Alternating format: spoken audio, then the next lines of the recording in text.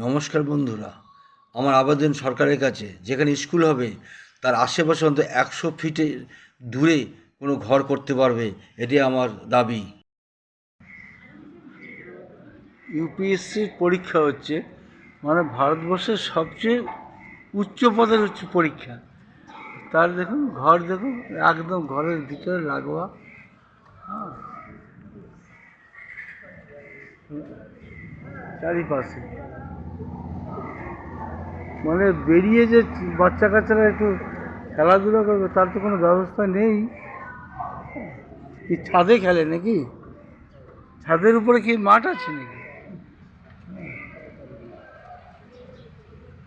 এত বড় একটা পরীক্ষা, গার্জিয়ানদের বসার কোনো জায়গা নেই। হ্যাঁ, না একটা বেঞ্চ আছে, না একটা মাঠ আছে।